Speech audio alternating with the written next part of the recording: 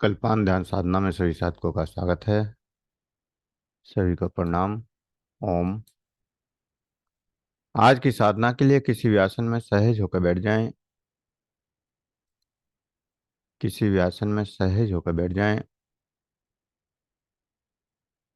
आंखें कोमलता से बंद। हाथों को ज्ञान मुद्रा में रखें। कमर गर्दन सीधी और सहज हो जाएं। सहज सांसों के साथ जो श्वास अंदर चल रहा है, जो श्वास बाहर आ रहा है, दोनों श्वासों के साथ सहज होते जाना है।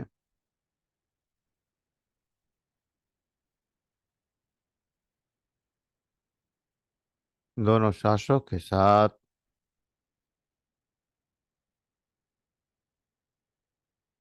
सहज होते जाना है।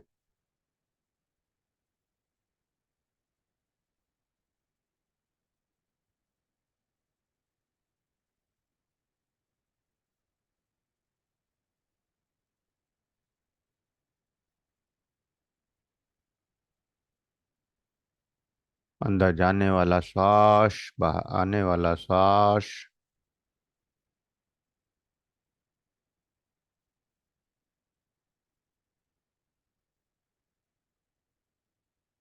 और दोनों श्वासों के साथ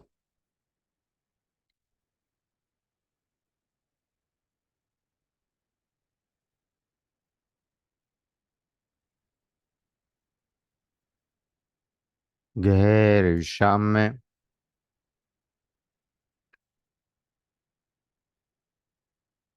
गहरी शांति में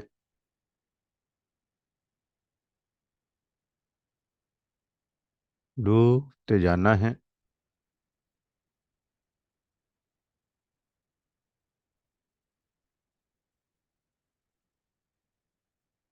गहरी शांति में, गहरे आनंद में प्रत्येक श्वास के साथ और शरीर में जागृत संवेदनाओं के साथ, तरंगों के साथ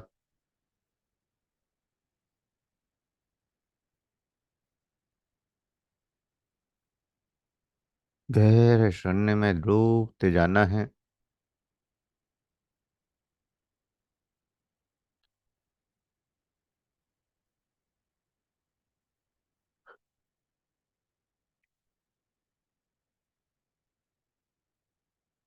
शरीर धीरे धीरे शून्य होता जाए।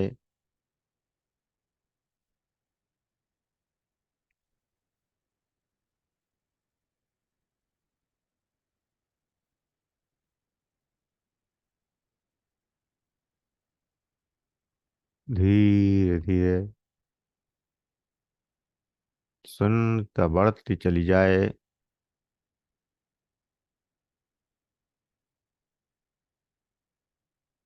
शरीर में कोई हलचल नहीं करनी है।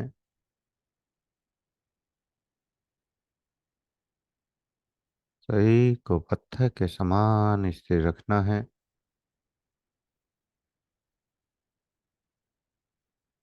और अनंत गहराइयों में डूबते जाना है।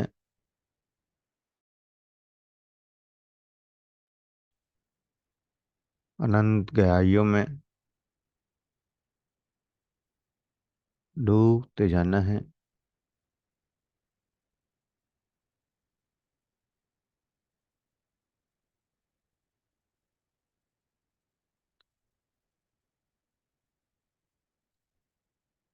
आध्यात्मिक दुनिया में,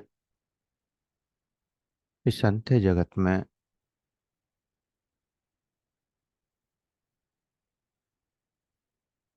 प्रवेश करने के लिए प्रेम जरूरी है।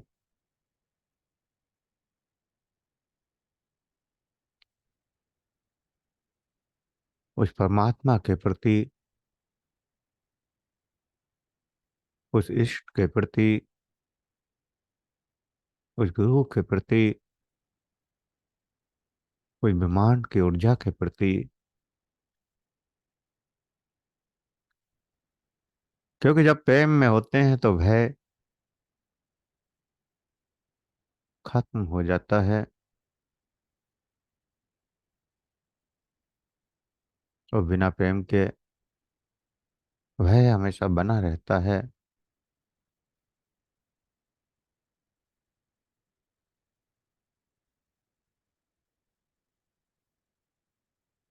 उस परमात्मा के साथ में जब प्रेम हो जाए तो निर्भय हो जाते हैं। और जितना गहरा प्रेम बढ़ता चला जाता है, उतना ही भय भी खत्म होता चला जाता है।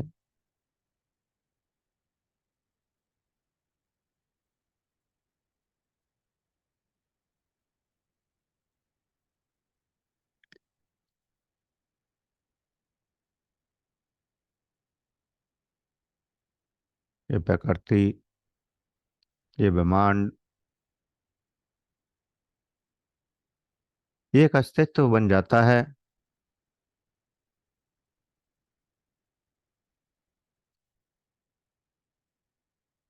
एक घर की तरह।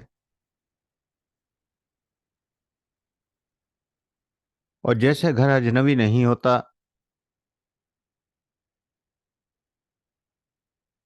जिस घर में आप वर्षों रहते हैं,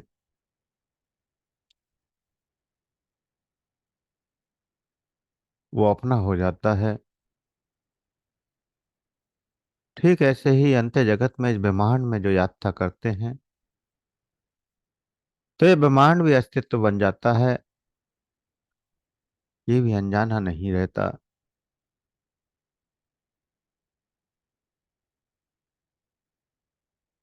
और जैसे घर में रहने वाले व्यक्ति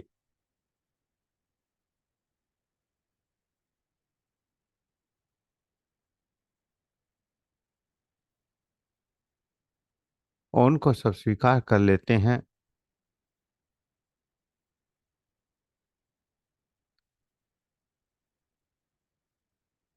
और आपकी छवि को भी सब स्वीकार करते हैं।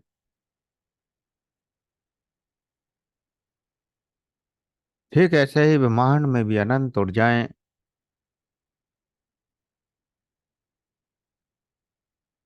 उनको आप स्वीकार करते हैं और आपको वो स्वीकार करती हैं।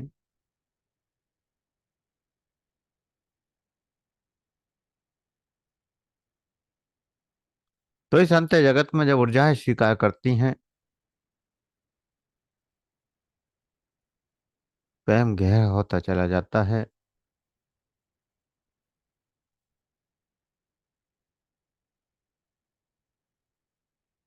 तो अंदर जो पुष्प खिलता है वो गहरी शांति का, गहरे आनंद का।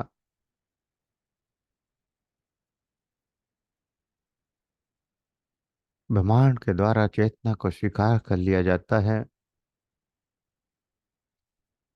तो ब्रह्मांड के लिए ये चेतना मूल्यवान हो जाती है।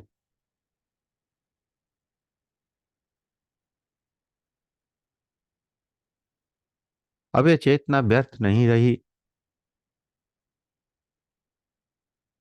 क्योंकि ब्रह्मांड के ऊर्जाओं के द्वारा स्वीकार कर लिया गया।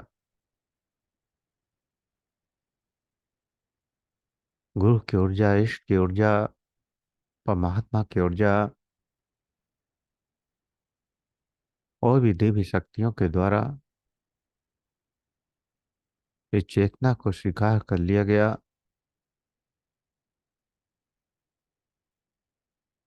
यही सबसे बड़ी सार्थकता है।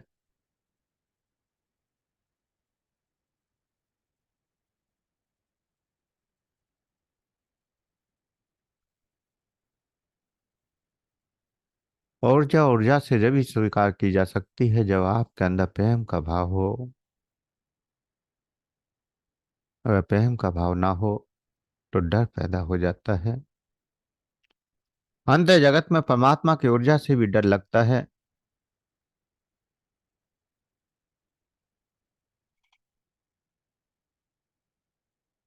प्रत्येक ऊर्जा डरावनी लगती है।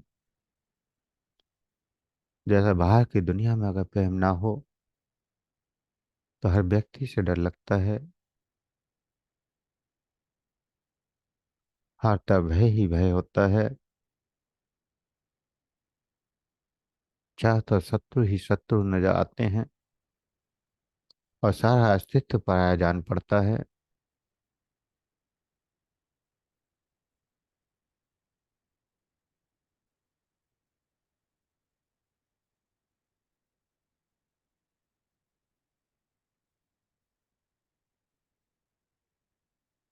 प्रेम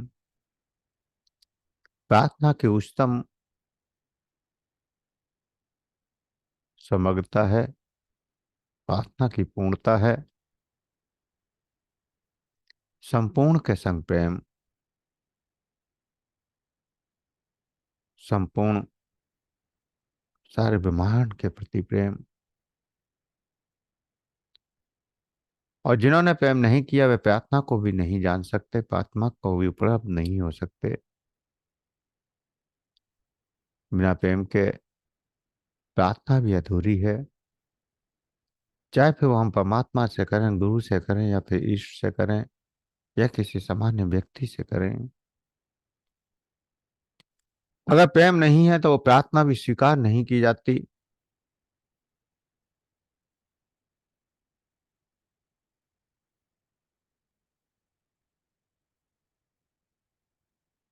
प्रेम शुरुआत है उस परमात्मा के रास्ते पर बढ़ने का, उस अंत्य जगत में प्रवेश करने का।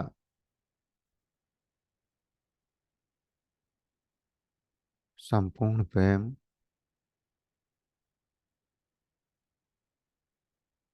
चेतना को पूर्ण बना देता है।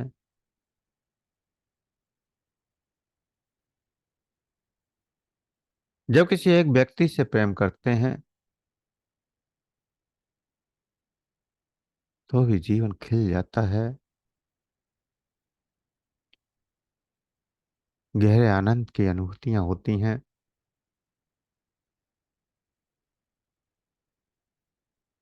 और जब संपूर्णता से प्रेम हो,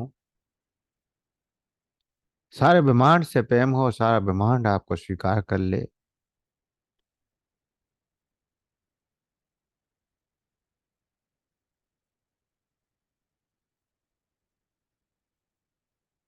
वो परमात्मा, वो ब्रह्मांड के अनंत ऊर्जाएं, वो सब प्रेम करने लगे।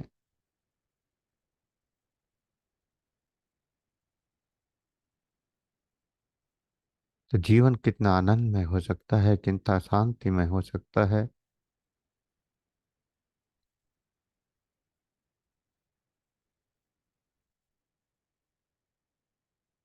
और वहीं अगर प्रेम ना हो तो फिर भय, डर,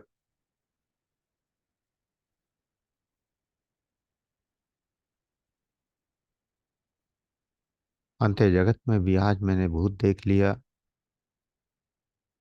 आज मैंने किसी मरे हुए पूर्वज को देख लिया, आज किसी पड़ोसी को देख लिया,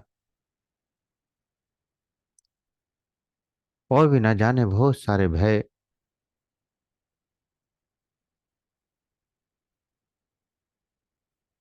और उन भय से ही समस्याएं पैदा हो जाती हैं।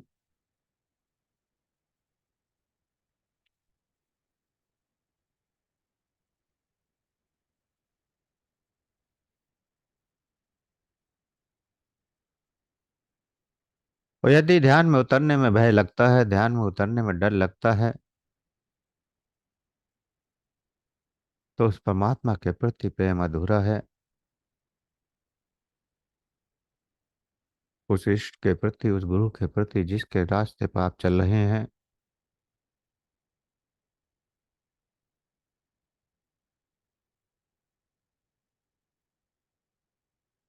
अभी संपूर्णता से पूर्ण प्रेम में नहीं उतरे,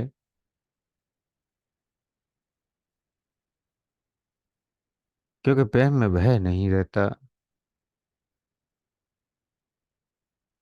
तो फिर खोज करनी चाहिए कि अभी प्रेम में कहाँ कमी है। उस परमात्मा से प्रेम पूर्ण हुआ या नहीं। हम उसको पूर्णतः समर्पित हैं या नहीं।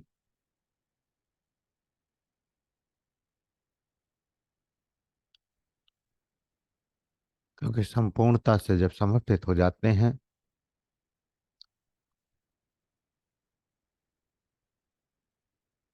तो फिर तो जो कुछ करता है वो परमात्मा करता है, वो इष्ट करता है, वो गुरु करता है। फिर सामने कुछ भी हो रहा हो कोई भय नहीं होता।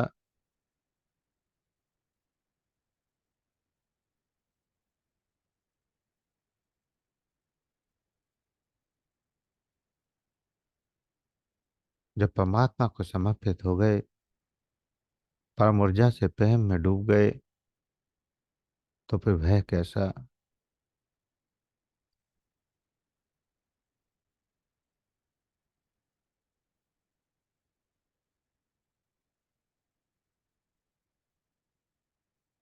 लेकिन अंत जगत में यही अड़चन है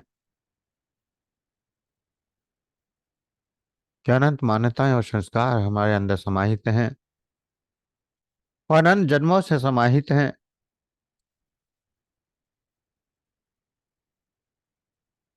इस संसार में नकारात्मक ऊर्जाएं भी हैं।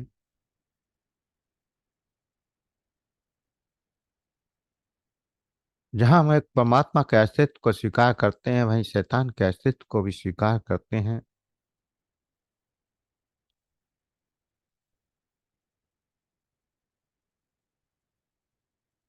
जहाँ देवी देवताओं के अस्तित्व को स्वीकार करते हैं वहीं भूत प्रेत के अस्तित्व को भी स्वीकार करते हैं।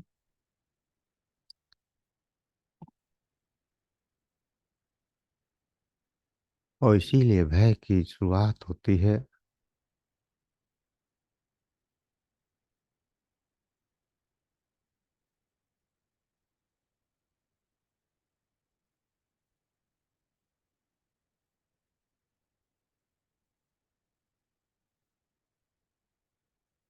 और अगर केवल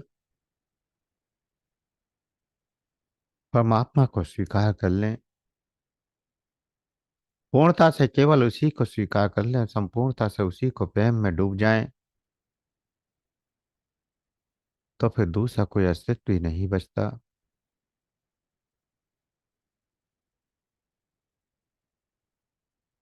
प्रेम का अभाव ही भय पैदा करता है। किसी मित्र से, किसी रिश्तेदार से प्रेम है,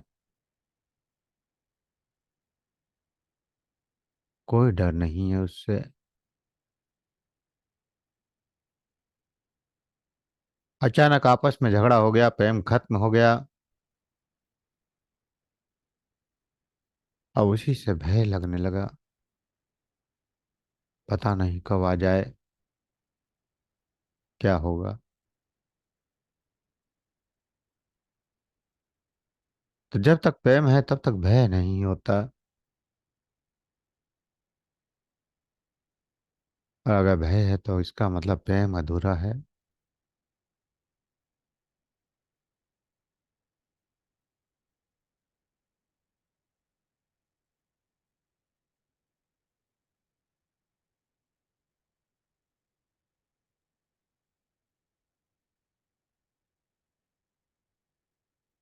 और कई बार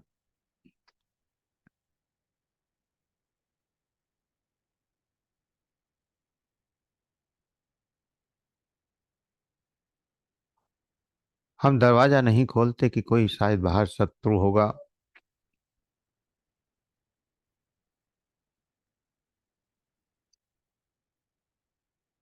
लेकिन वो मित्र होता है तो मित्र भी वापस लौट जाता है।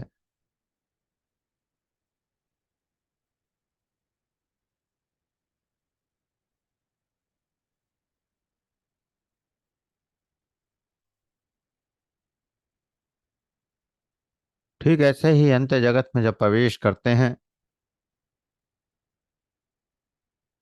तो शुरू में जब परमात्मा की ऊर्जा जागृत होती है, शरीर में कंपन या झंझनाहट शुरू होती हैं या कुछ दृश्य आने शुरू होते हैं,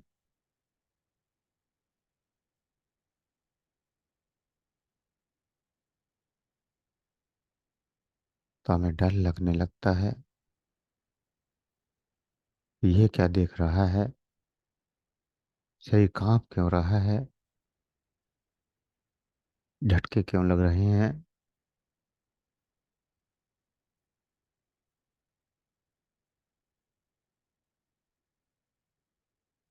ओ भय हमें परमात्मा से वापस ला देता है। जिस रास्ते पे हमें आगे बढ़ना चाहिए था वही रास्ते से हम वापस लौट जाते हैं। सामने परमात्मा खड़ा होता है लेकिन हम स्वीकार नहीं करते।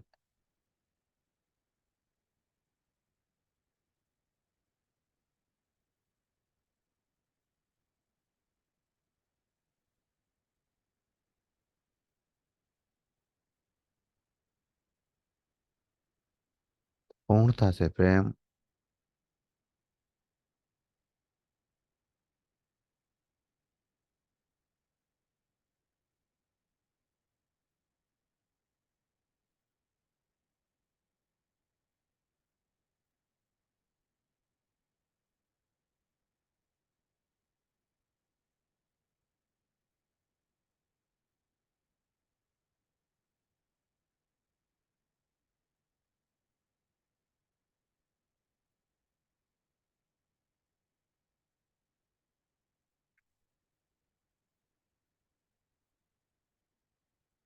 तो उस परमात्मा के प्रति पूर्ण प्रेम में, इस ब्रह्मांड की अनंत ऊर्जाओं के साथ, पूर्ण प्रेम के साथ,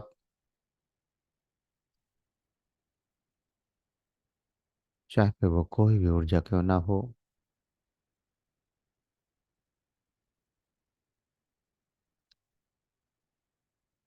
जैसे भौतिक जगत में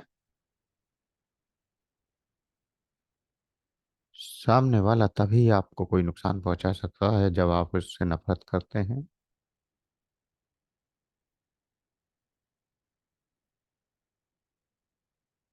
और अगर आप उससे प्रेम करते हैं तो वो कभी नुकसान नहीं पहुंचाता।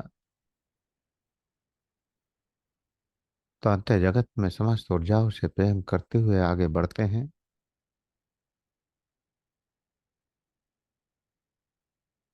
तो कोई ऊर्जा कभी नुकसान नहीं पहुंचा सकती।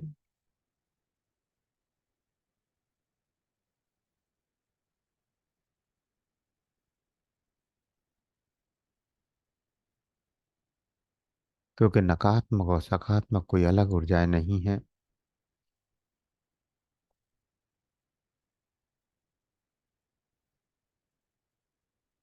एक ही व्यक्ति नकारात्मक भी हो सकता है और सकारात्मक भी हो सकता है।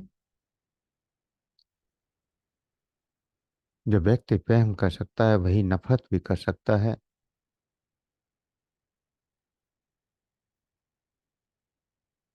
जो किसी को जीवन दे सकता है वही किसी को मृत्यु भी दे देता है।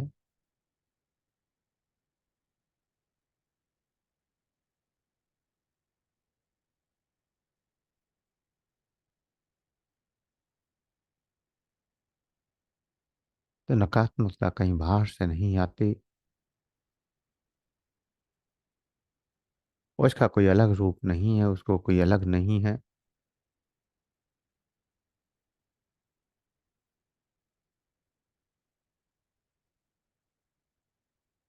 प्रत्येक ऊर्जा में दोनों ही शक्तियां समाहित हैं। जैसे है व्यक्ति में नकारात्मकता और सकारात्मकता समाहित है।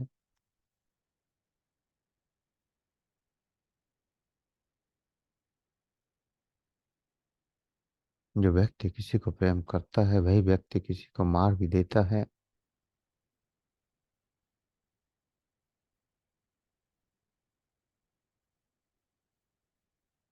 चेतना तो एक ही है, ऊर्जा तो एक ही है। बात है केवल भाव की, कि किस भाव से आप सामने वाले की ऊर्जा को स्वीकार कर रहे हैं।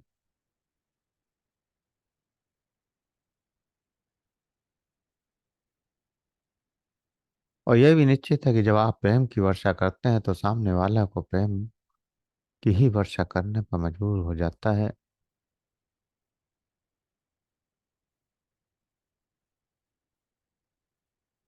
जब तक आप किसी से नफरत नहीं करते, सामने वाला भी नफरत नहीं करता।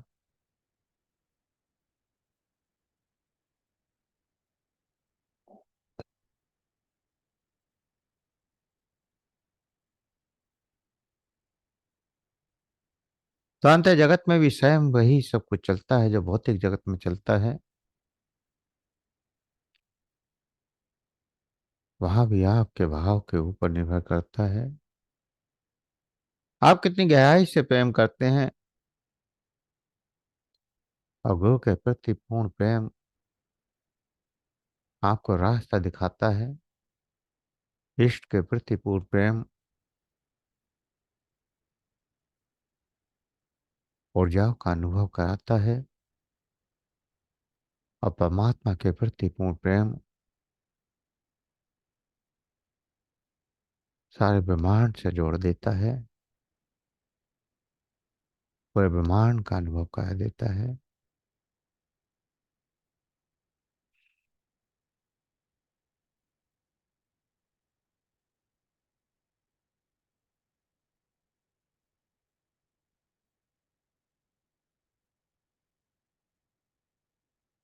इस अंत्य जगत में जो कुछ भी मिल रहा है वो प्रेम के कारण मिल रहा है। हम जितने ज्यादा गहरे प्रेम में हैं,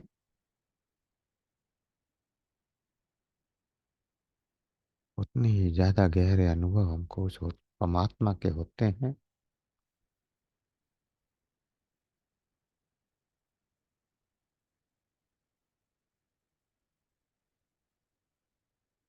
तो इस अनंत गहराई में, गहरे अंत्य जगत में, इस ब्रह्मांड में प्रवेश करना है, गहरे शून्य में।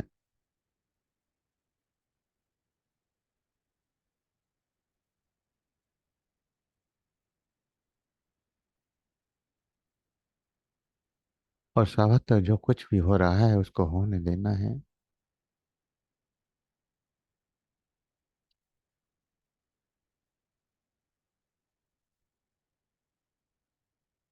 आपको तो केवल आनंद के साथ, प्रसन्नता के साथ, शांति के साथ, अनंत गहरे शून्य में आगे बढ़ते जाना है। जो कुछ भी हो रहा है होने दें। आपके अंदर प्रेम का भाव, आनंद का भाव, गहरी शांति का भाव, अनंत गहराइयों में डूबते चले जाएं। ना कोई क्रिया करनी है, ना कोई प्रतिक्रिया करनी है, ना कुछ सोचना है, ना कुछ विचार करना है, ना कोई कल्पना करनी है।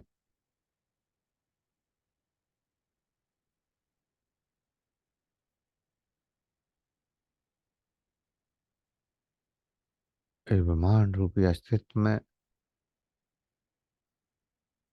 जो जाना पहचाना घर है, रोजाना इस घर में प्रवेश करते हैं।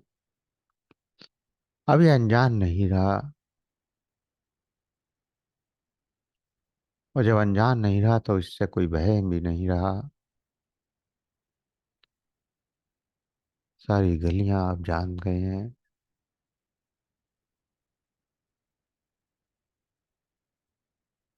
आपकी चेतना किसी भी रास्ते से, किसी भी गली से उस परमात्मा की ओर पहुंच सकती है।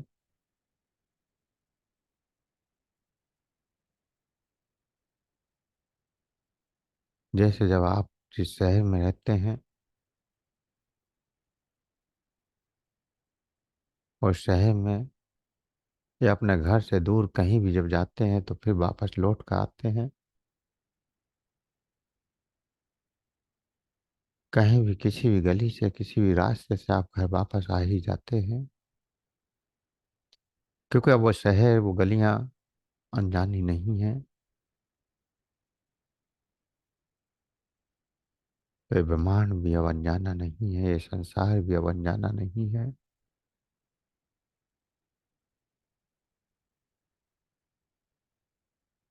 यह अंत जगत तो अब जाना पहचाना हो गया। जन्म से इस अंत जगत की यात्राएं की हैं। तो फिर अब यहाँ भय कैसा। तो पूर्ण आनंद के साथ, पूर्ण शांति के साथ, पूर्ण प्रेम के साथ जो अनुभव हो रहे हैं, उन अनुभवों को साक्षी भाव से देखते हुए करते चले जाएं।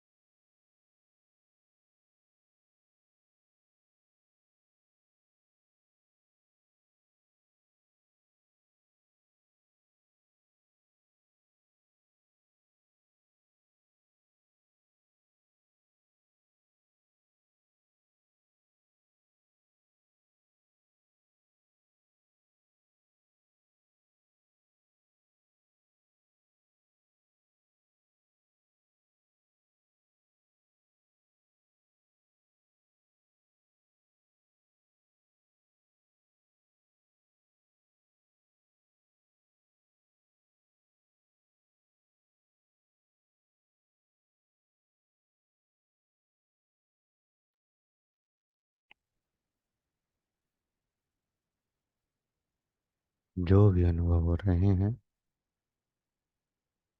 जो भी एहसास हो रहे हैं, उन अनुभवों को करते हुए, उन एहसासों को करते हुए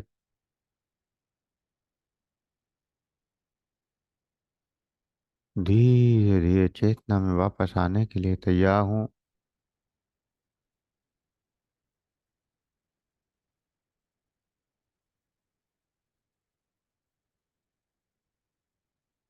सही का एहसास, सांसों का एहसास, सही का एहसास, सांसों का एहसास, और दो गहरे लंबे श्वास, दो गहरे लंबे श्वास। हाथों की उंगलियों में हलचल करें, हथेलियों को रब करें, गर्म करें।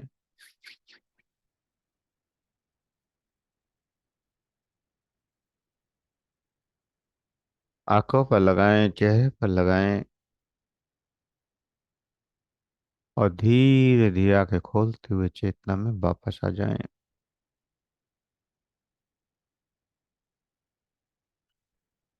ओह। सभी चेतना में वापस आ जाएं। आप किसी साधक का अगर कोई क्वेश्चन है तो पूछ सकते हैं, किसी को कुछ कहना हो तो कह सकते हैं।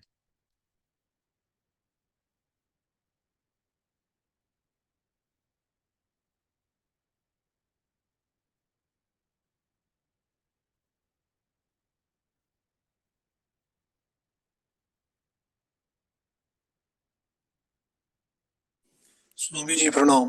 प्रणाम प्रभु जी।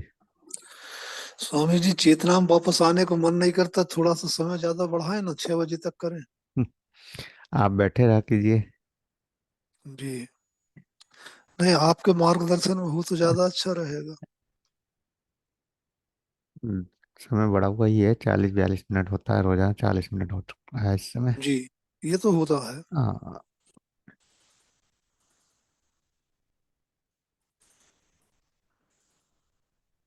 तो इतना समय काफी होता है ध्यान के लिए। लगभग 30 मिनट 25 मिनट लेक्चर होता है, फिर 10 मिनट के करीब आपको ध्यान में बैठा दिया जाता है अनुभव के लिए। और अगर ज़्यादा देर बैठ जाते हैं तो फिर ज़्यादा गहराई में जाने के बाद चेतना में वापस भी नहीं आ पाते, अगर सही से ध्यान में बैठे हैं तो। अगर विचारों में उलझे हैं तो कभी भी कहीं से भी चेतना में वापस आया जा सकता है। कई घंटे बैठ भी जाए फिर भी कोई फायदा नहीं होता। ध्यान में अगर 5 मिनट भी आप उस गहराई में, उस शून्य में रुक जाएं तो बहुत होता है। शून्य में रुकना महत्वपूर्ण है, समय इतना महत्वपूर्ण नहीं होता। और शून्य कितनी देर के लिए प्रकट होता है आपके अंदर, इसको देखिए। जी, ठीक है जी। प्रणाम। प्रणाम। ओम।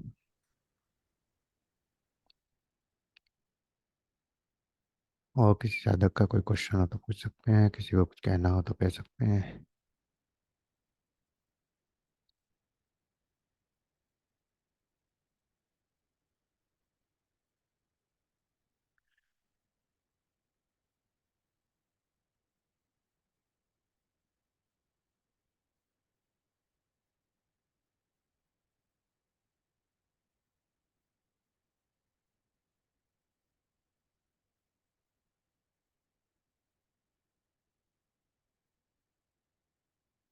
हम रात को जब सोते हैं तो सोचते हैं कि पूरी रात स्वप्न देखा है,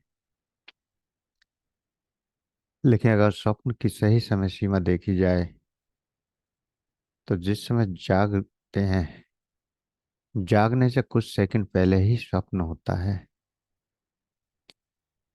कुछ सेकंड, या ज्यादा से ज्यादा कुछ मिनट। कुछ मिनट भी 1-2 मिनट से ज्यादा नहीं। 1-2 मिनट से ज्यादा आप स्वप्न में नहीं रह पाते। जिस समय आप सोने के लिए जा रहे होते हैं उस समय भी स्वप्न दिखता है, और जिस समय जागते हैं उस समय भी स्वप्न दिखता है। बीच का समय उसका कुछ पता नहीं होता कि क्या हुआ।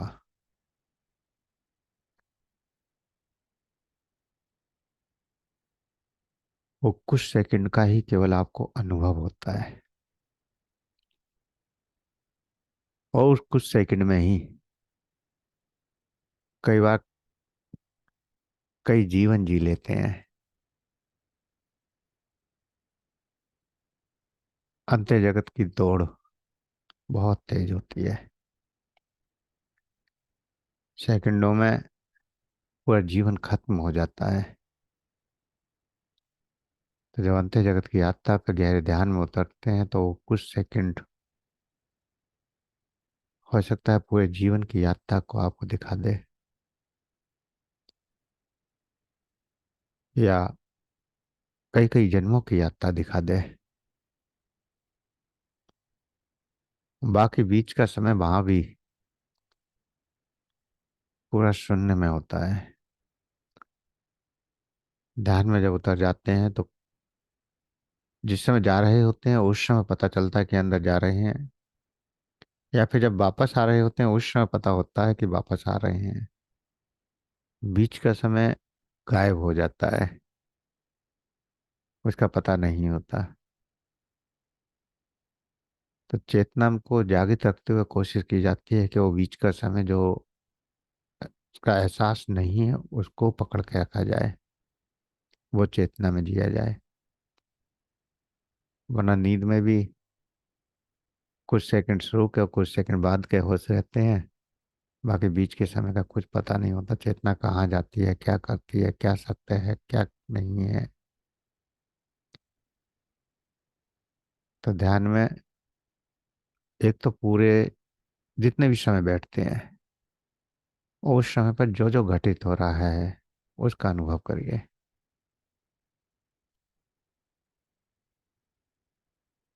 शुरू के सेकंड कुछ या कुछ मिनट कह लीजिए,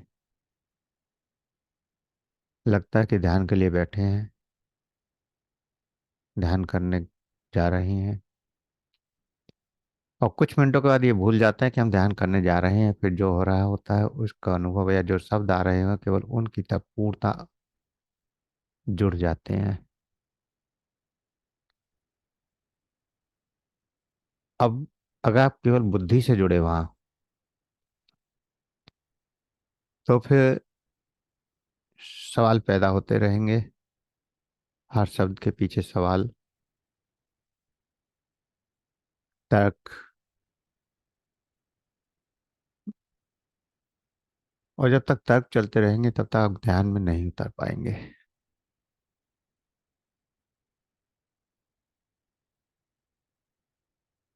शब्द तो आ रहे हैं, कई बार शब्द भी आना बंद हो जाते हैं, फिर भी जो हो रहा है उसको देखना ही है। ठीक है, शब्द नहीं आ रहे हैं लेकिन हमें पता है कि शब्द नहीं आ रहे हैं, फिर भी हम देखते जा रहे हैं कि आगे जो कुछ हो रहा है हो रहा है।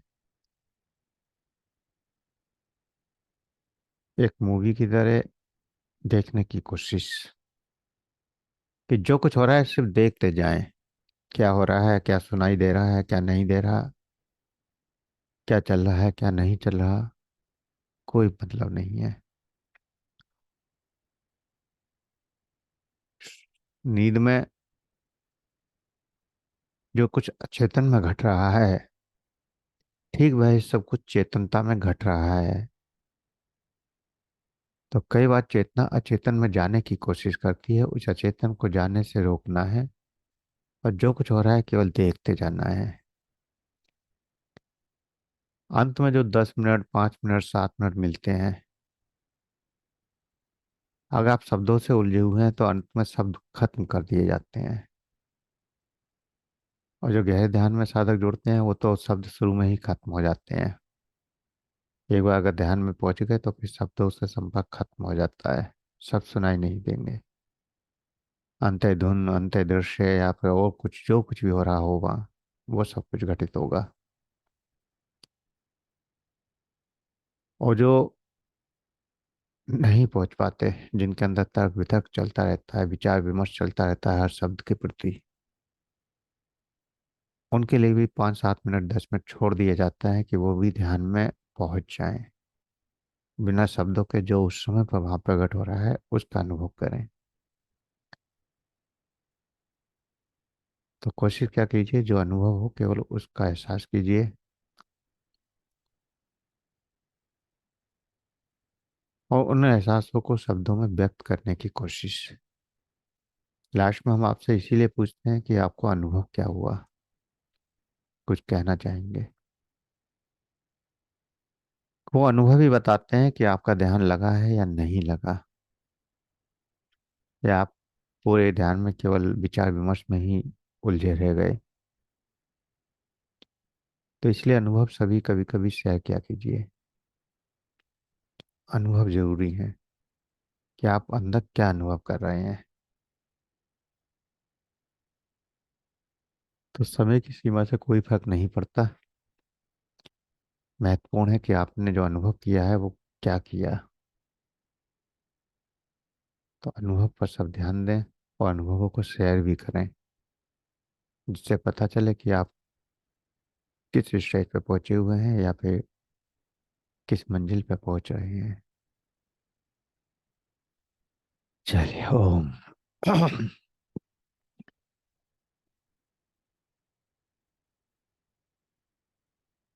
किसी साधक को कुछ कहना हो तो कह सकते हैं, किसी का कुछ और कोई क्वेश्चन हो तो पूछ सकते हैं।